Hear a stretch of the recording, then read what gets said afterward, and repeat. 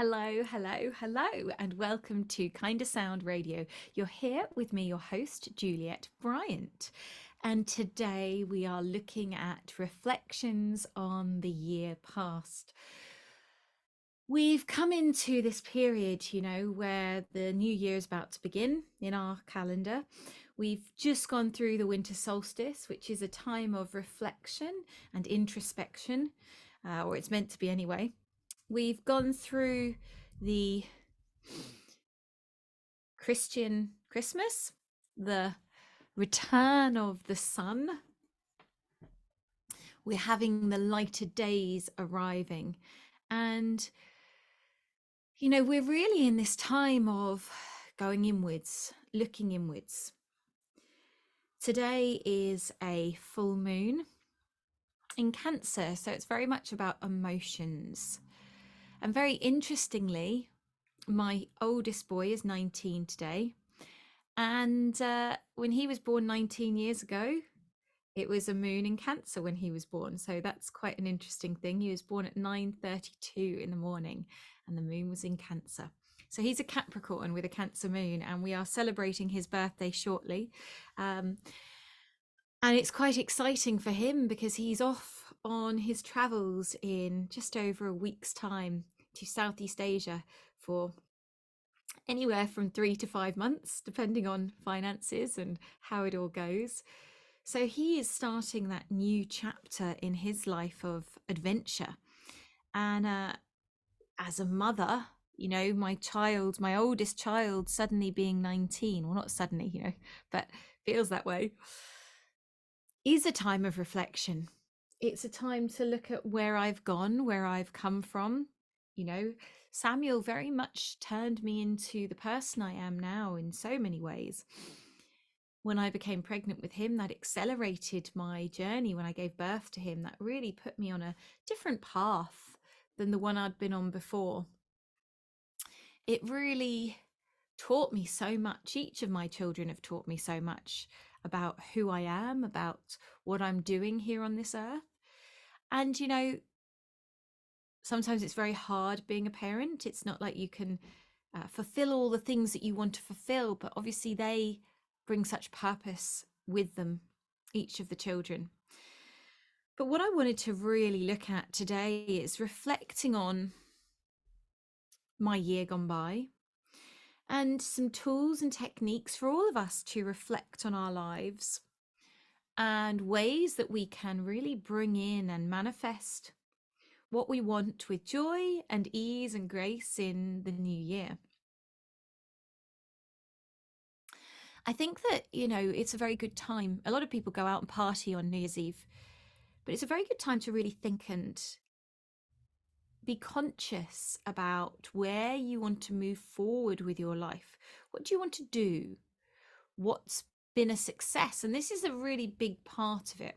When you create goals, when you create things that you want to manifest, when you're looking at bringing in new, it's very, very important. And this is one of the key points to assess where you're at currently, to look at where you're at now and to be grateful for where you're at now. So often in our lives, we spend all our time trying to get somewhere, and we forget to look at where we actually are in the moment and what joy that brings us and what we're grateful for.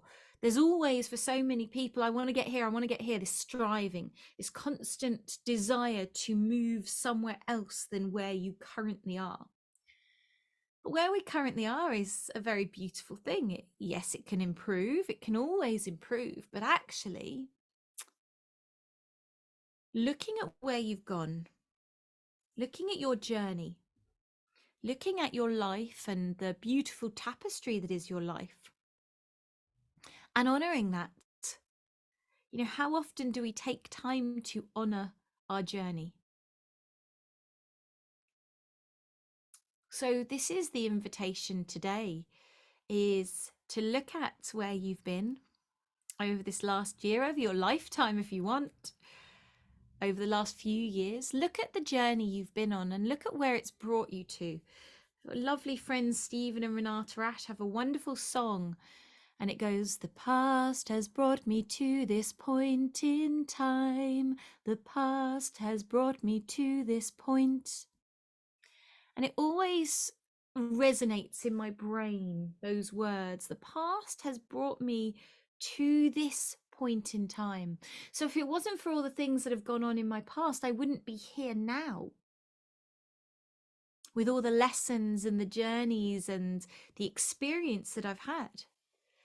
And yes, the journey may not have been perfect. It may have been filled with trials and tribulations,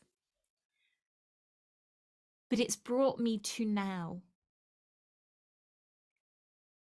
And that's such a joyous thing, with all the wisdom and the experience that I've had in my life and the ability to help people. And, also the fact that I'm still alive, I'm still here, I'm still standing better than I ever did, looking like a true survivor.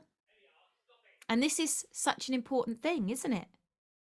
That we can remember that we are these true survivors. We're standing here strong. The past has brought us to now. And that is so special. So there are some questions to ask yourself. This year, what have you done really well? What have you succeeded at? What have you really nailed this year? What are those amazing, and there may be more than one thing, but let's find one thing that you've really nailed this year. That you go, yeah, that was good. That was amazing. I've really succeeded at that. And then the next part of it is looking at, because we have to look at things in a open and honest and reflective way. What have I done really well at? Great. And the next stage to that is, what haven't I done so well? Where is there that room for improvement? Because there's always room for improvement. There's the old saying, and I think this is a load of rubbish. I was talking to someone about this the other day, and it's that we should work on our weaknesses. In schools, they want to strengthen your weaknesses. What about strengthening our strengths and knowing that there are other people who'll be good at the things that we're not so good at? I think this is a really important thing that we actually look at. It doesn't mean you can't work on the things that you're not so good at. It's always good to work on those. But actually, to go, these are my strengths. And this is what I'm not so good at. Because if we can take an honest look, an honest appraisal, and we can have an honest reflection of where we're at, this is the best thing we can ever do. If you're in the world of business, other people are going to be pointing out your downside. So why don't you point them out? Actually, I'm not so good at this, but this is what I'm doing to help myself. This is where I'm getting extra support, so I can overcome this. So it's not a weakness, so that my weakness can actually be something that isn't holding me back, but it's actually helping me. But my superpower, this is my superpower. So what is your superpower? So the first question we're looking at is, what have you nailed? What have you done really well? What's not gone so well this year? So this is 1 and 2. The next question we're looking at is, what is your superpower? Because we all have a superpower. Everyone on this planet has a superpower. So what's your superpower? For me, looking back on this last year, if I think about what I've done really well, I'd say, the events that I've done, the talks that I've done, the product range I've created, I really feel proud of that. I feel really proud of that. I also feel really proud that I have gone for doing my 12-month mentorship. It's been something that's been on my mind for so long, and I was like, I can't commit to teaching something for a year. That's a long time. Who's going to want to be with me for a year? This was the, dialogue I've had in my head for a while. Can't do a year. And this year I got the message, you have to do this. You have to just pull your finger out, Juliette, and commit to teaching for a year, because it's really, really important that you take people on this journey through the year. So I'm really super proud that I did that I made that commitment to my work, to my teaching, and to serving my community with the knowledge and wisdom that wants to come through me. What have I not done so well this year? So I think there was a time, I've worked on this and I've moved through this, where I didn't have the properly in place, and I neglected myself a little bit earlier on in the year. I was working a lot more and didn't have that time in place for myself. Maybe my exercise and my self-care wasn't quite up to scratch for a while, but I really addressed that. And I really feel like that is something that I have got so much better at. So even though that was a weakness and I had not done that so well, it's something that I've been working on. I think working on our self-care is something that's so important. And for some people, if you are someone who serves a lot, it can be very hard. And that I've always struggled with that, but I've really tackled that. And, over the last few months, I've been doing 3 to 4 yoga classes a week. I've been doing karate since September, once a week. And, I feel really good about that. And I've been having, for the last 3 months, I've been having weekly acupuncture sessions, which have been amazing, really incredible. Doing that, working on supporting myself so I can support other people better. And that's made a big difference, having that time to really honor myself and the work I'm doing. And what I've realized is the more I honor myself and my work, the better it gets, because I've got more to give, because I'm full. And these are all cliches, aren't they, that we've heard so often, but it really, really does. It's so important, and it does make such a difference. Something I've not done so well at in the last few months is getting out in nature. Even though I love nature, I am out in a fair bit, but I've not had time so much to go for long walks and to explore different areas. I've had a lot of time in my garden.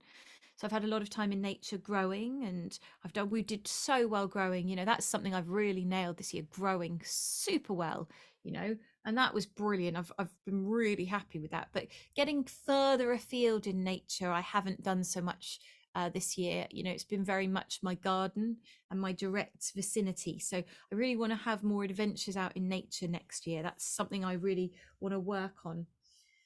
So my superpower, what is my superpower?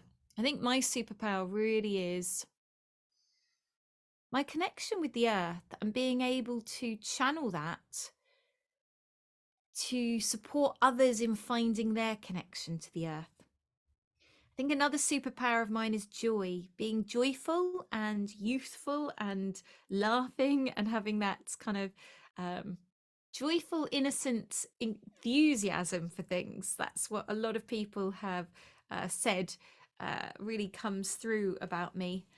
So that's I would say a superpower of mine.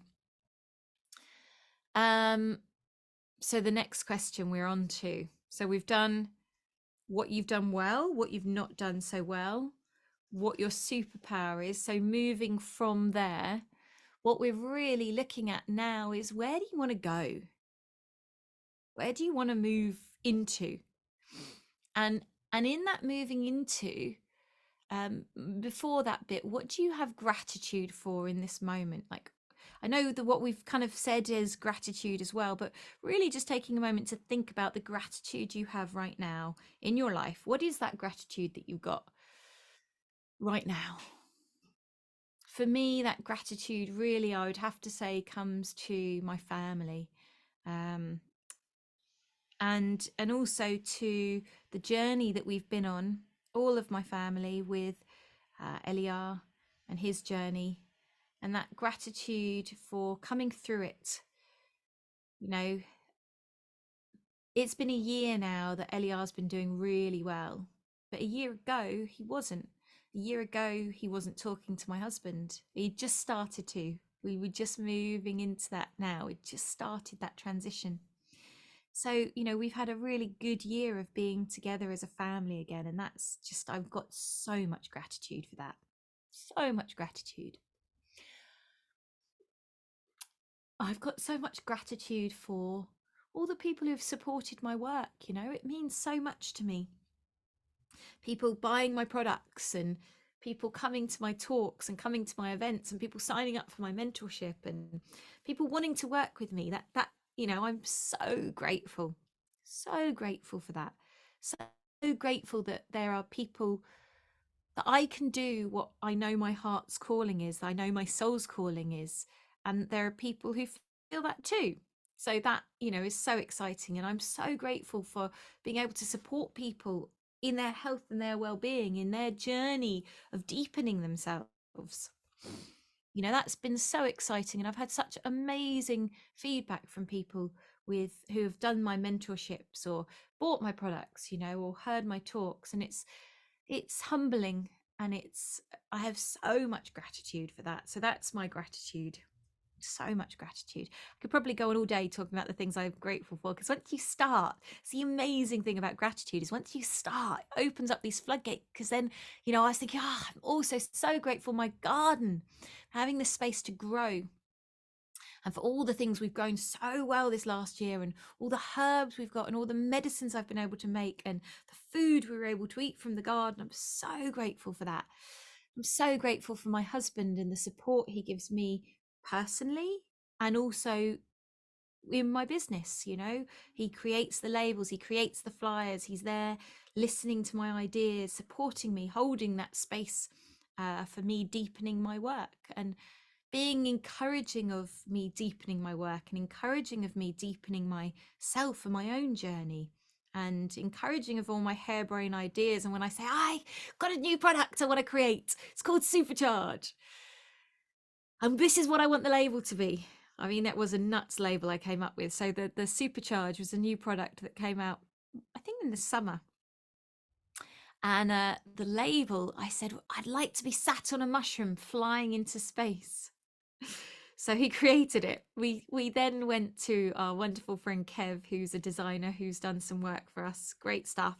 It does the All You Need website and has created some, brilliant stuff for me for my mentorship. And we went to Kev and we're like, okay, we need to go a bit more mainstream. My idea of the mushroom rocket was a little bit out there, but it was great that Giles ran with it and created that vision for me. And grateful to be able to sing on all the amazing music. Grateful for the Peace on Your Plate album, which we released last week. No, not even last week. In fact, just under a week ago. So, so many amazing things that have happened this year, incredible. And now the question is, moving into next year, what do you want to bring in? What do you want to bring in for your next year? What journey do you want to go on? Where do you want to go with your year? There's that thing, if you don't make plans, then things just happen. And what can happen is we can just end up reacting to life, as opposed to guiding our life a bit, as opposed to having a bit of a plan. And with a plan, it's great to have a plan, but you also have to be flexible for change. And sometimes we have a plan, we don't know what the universe has in store, and it has other things. So we have to have that openness. But with that plan in that direction, so often that's where the things open up, because we've committed to something. We've said, you know what, this is what I'm going to do. So one of the things for the new year that Giles and I always do is we have a 100-day detox. 100 days. It's great, real cleanse of our system. And it's a really wonderful reset. Resets, sometimes we can, around Christmas, my birthday's end of October, so we can fall into these, not so good habits. So just having that reset of your system is such an important thing. And it doesn't have to be 100 days, even if it's a week or 2 weeks, having that time to reset. So that's something that I'm committing to in this new year. I'm also committing to really stepping up a notch in my own personal growth and development, having more time for meditation, more time in nature, more time really focusing and connecting, and coming into a deeper place of listening, really focusing on strengthening myself energetically and physically, so that I can be that best version of myself. As I'm 45 now, my hormones are doing joyous things, and I'm very conscious of stepping into a new phase. And so I really want to have the time and space to honor that, and the time and space to find joy in things in my life, and it not all be about work and striving, but having that time to reflect reflect and pause and recharge instead of just go, go, go.